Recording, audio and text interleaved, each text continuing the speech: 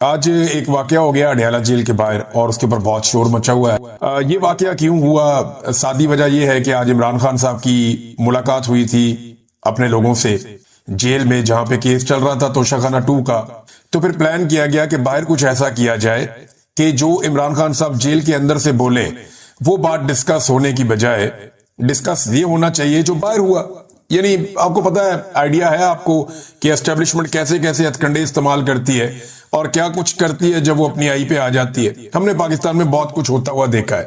اس طرح کا بڑا گند پاکستان کے اندر ڈالا اسٹیبلشمنٹ نے۔ فاطمہ جناح صاحبہ کے ساتھ بھی یہی کیا گیا، ان پہ گند اچھالا گیا، ان پہ کیچڑ اچھالا گیا، ان کو گندا کیا گیا۔ یہ ملٹری اسٹیبلشمنٹ نے کیا تھا۔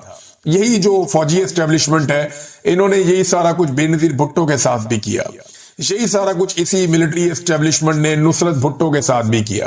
یہی سارا کچھ اسی ملٹری اسٹیبلشمنٹ نے ایک دور میں نواز شریف کی بیوی کلثوم نواز کے ساتھ بھی کیا۔ تو ملٹری اسٹیبلشمنٹ یہ گند ڈالنے کی ماسٹر ہے۔ اب جس پیغام کو روکنے کی کوشش کر دے، سب سے پہلے تو وہ پیغام آپ کو بتا دیتے ہیں، پھر انڈے والی بات پہ آئیں گے۔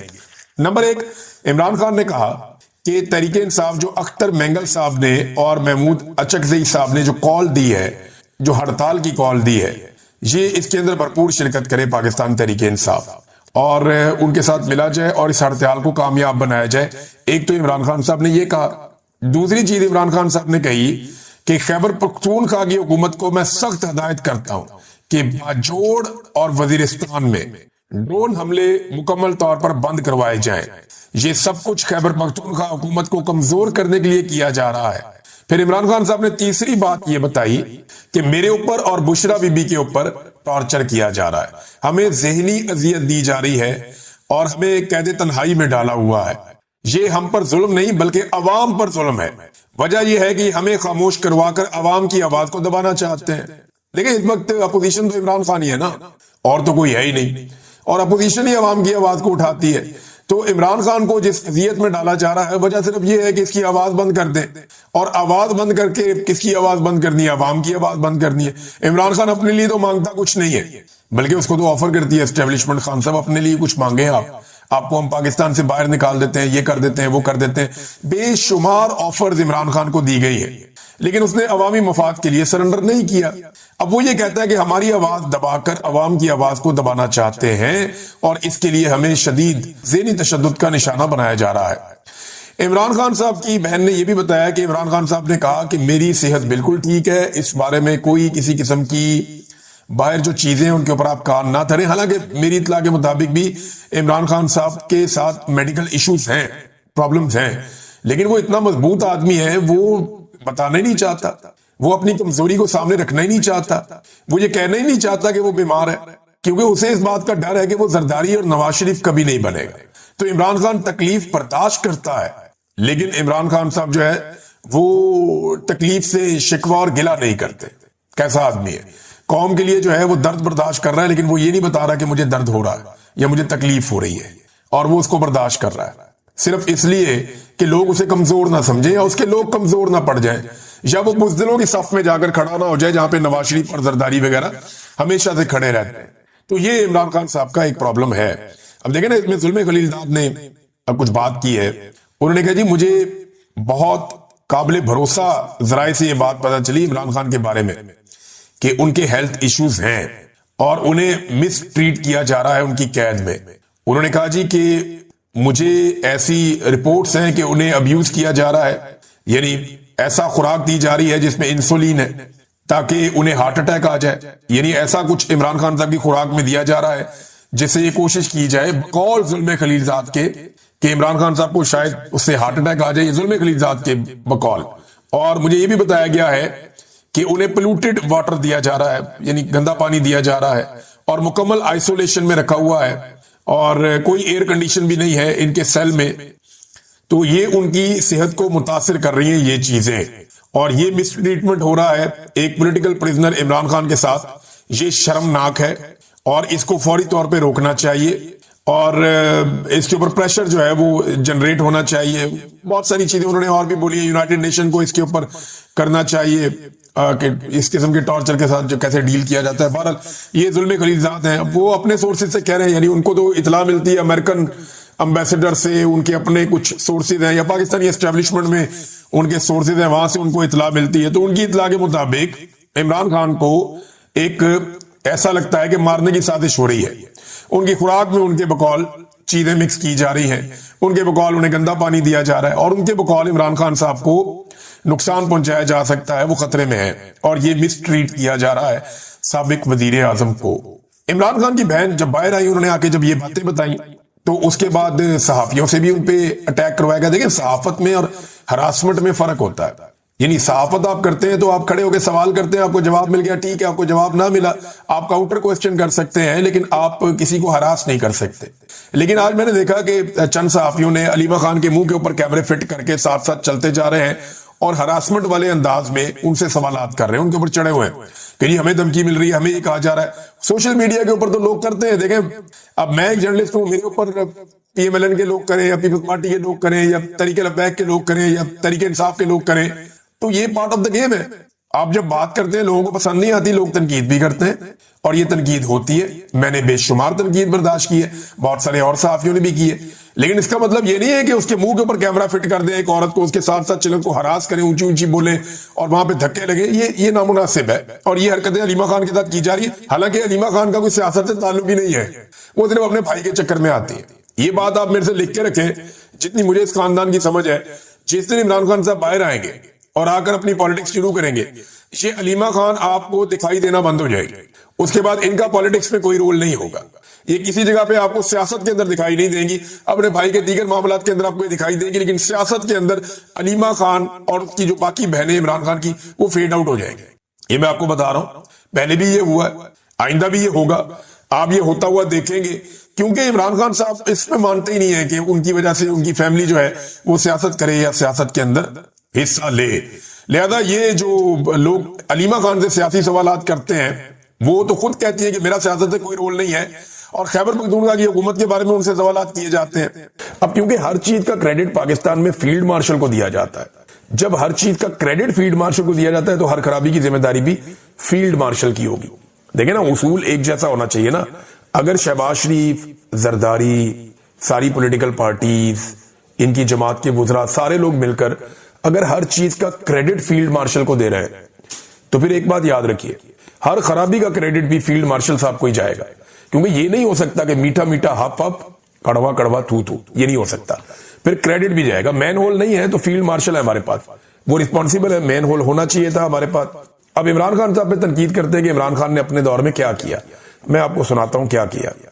یہ گروک سے پوچھا, آرٹیفیشل انٹیلیجنس سے, کہ عمران خان کے دور پہ کچھ منصوبے تو بتاؤ. اب وہ کیا بتا رہا ہے؟ انہوں نے کہا جی کہ اس نے 20 منصوبے بتائے. 20 پوچھے تھے, 20 ہی بتائے. اس نے کہا جی نمبر 1 احساس پروگرام, غربت مٹاؤ. نمبر 2 10 بلین ٹری سونامی کا پروگرام تھا, بہت بڑا پروجیکٹ تھا. نمبر 3 نیا پاکستان ہاؤسنگ سکیم تھی, بہت بڑا پروجیکٹ تھا. نمبر 4 صحت کارڈ تھا, پاکستانی آج بھی یاد کرتے ہیں. نمبر 5 کامیاب جوان پروگرام تھا, بہت نوجوانوں کو موقع ملے. نمبر 6 دیامر بھاشا ڈیم, عمران خان صاحب. محمد ڈیم, عمران خان صاحب. کرتارپور راہداری, عمران خان صاحب. کلین گرین پاکستان, عمران خان صاحب. روشن ڈیجیٹل اکاؤنٹ, اربوں ڈالر, عمران خان صاحب. راست پیمنٹ سسٹم, عمران خان صاحب. احساس کفالت پروگرام, عمران خان صاحب. پناگاہیں, عمران خان صاحب. لنگر خانے, عمران خان صاحب. کسان کارڈ, عمران خان صاحب. احساس اسکالرشپس, عمران خان صاحب. پلانٹ فار پاکستان, عمران خان صاحب. پروٹیکٹڈ ایریاز انیشیٹو, یہ عمران خان صاحب کا انیشیٹو ہے, ان ایریاز کو پروٹیکٹ کیا جائے, تو یہ بھی ان کا ہے. کووڈ 19 سمارٹ لاک ڈاؤن, ایک زبردست منصوبہ جس کو پوری دنیا نے سراہا. کون تھا؟ عمران خان صاحب. اثاثہ ریکوری یونٹ, شہزاد اکبر صاحب نے بہت پیسہ انہوں نے دنیا سے اکٹھا کیا, جو پاکستان کا لوٹا ہوا تھا. کون تھا؟ عمران خان صاحب. عالمی سطح پر افغان امن عمل میں عمران خان نے بہت بڑا کردار ادا کیا. ریکارڈ کیس کے اندر پاکستان کے 11 ارب ڈالر انہوں نے بچائے. اسلامو فوبیا پر اقوام متحدہ میں قرارداد پاس کروائی. قرض معافی کی وکالت کی. روس کے ساتھ تعلقات بہتر کیے. کوئی نئی کوئلہ پلانٹس نہ بنانے کا انہوں نے اعلان کیا کہ کوئلے کے ساتھ ہم کوئی بجلی نہیں بنائیں گے, اس سے پولوشن ہوتی ہے. اور بہت ساری چیزیں, بے شمار چیزیں جو عمران خان صاحب نے کی ہیں. تو یہ جو لوگ کہتے ہیں عمران خان نے کوئی کام نہیں کیا, تو یہ چند کام ہیں عمران خان صاحب کے. اور جتنے کام عمران خان صاحب نے کیے نا 3 سال میں, اب اتنے ہی سال ان کو بھی ہو گئے آئے ہوئے, لگ بھگ 4 سال ان کو ہونے والے ہیں آئے ہوئے. تو इमरान खान से ज्यादा टाइम इन्होंने गुजार दिया है। फील्ड मार्शल को भी साथ मिला लें, शहबाज शरीफ को भी साथ मिला लें, जरदारी को भी साथ मिला लें, सारी रवायती सियासी जमातें जो इक्तदार के अंदर हैं उन सबको साथ मिला लें, ये सब रल के इमरान खान का 10वां हिस्सा भी काम नहीं कर सके। मईशत को वो आदमी इतना ऊपर लेकर चला गया था कि आपकी माशी ग्रोथ 6% के करीब पहुंच गई थी और वो बात सस्टेन कर रही थी। जबकि इन्होंने क्या किया, इन्होंने हर चीज का बेड़ा गर्क कर दिया आने के बाद, और सत्यानाश अभी तक पाकिस्तान में उन तमाम चीजों का जारी है। अब मरियम नवाज ने कहा जी पंजाब में बसंत मनानी है, तो मना ले बसंत, इनको बसंत पे पाबंदी लगानी पड़ जाएगी।